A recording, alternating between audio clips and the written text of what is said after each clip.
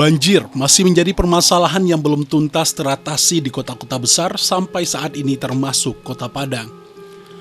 Pengamat tata ruang menyebut selain faktor alam, ada penyebab lain yang membuat Padang kerap dilanda musibah banjir, diantaranya ialah permasalahan tata kota. Salah satu yang menjadi sorotan ialah belum maksimalnya sistem drainase yang ada. Menurut pengamat tata ruang, Padang sebagai kota dengan curah hujan yang tinggi meski memiliki sistem drainase yang baik, terlebih Padang merupakan kota pesisir.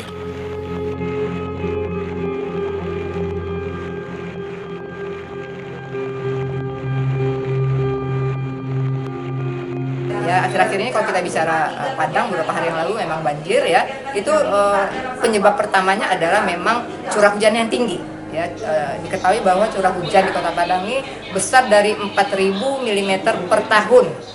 Nah, ini adalah kategori curah hujan tinggi ya. Nah, itu salah satu penyebab kenapa banjir kemarin. Yang kedua adalah itu tadi yang saya katakan bahwa kota kita kan ada kota pesisir. Padang kan kota pesisir. Nah, pertemuan antara air di hulu ke muara sungai ya, kemudian bertemu dia dengan air pasang, maka terjadilah penumpukan air di sana sehingga terjadilah banjir gitu. Kemudian sisi lain kalau kita lihat di ruas jalan tertentu itu juga banjir. Nah, kalau itu saya mengamati bahwa yang terjadi penyebabnya adalah karena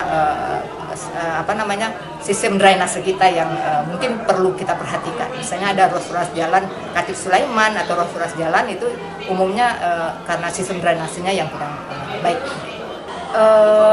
Yang pasti satu adalah memperbaiki sistem drainase kita. Ya, jadi harus ada sistem drainase yang mulai dari jaringan tersier, kemudian jaringan sekunder dan primer. Primernya adalah sungai dan laut.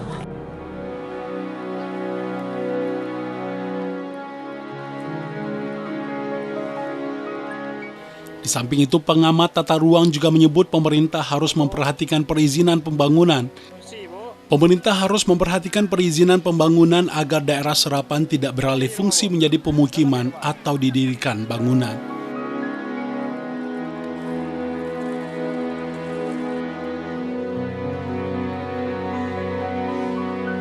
Juga perizinan ya. Perizinan dikeluarkan bagi lahan-lahan memang yang diperuntukkan untuk permukiman atau budidaya gitu ya.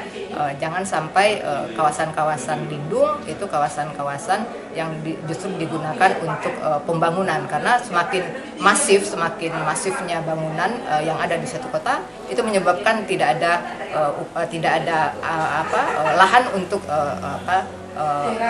air untuk meresap ke dalam tanah gitu ya. Jadi sistem intensitas lahan harus rendah gitu ya. Jangan sampai semua lahan kita bangun sehingga tidak ada untuk daerah resapan air. Hati-hati untuk kawasan-kawasan yang rawan banjir, untuk kita lihat dulu ya apakah memang sudah sesuai dengan pola ruang atau tidak gitu ya. Selama dia sesuai dengan pola ruang, maka mungkin perlu boleh kita izinkan, tapi kalau tidak jangan kita izinkan.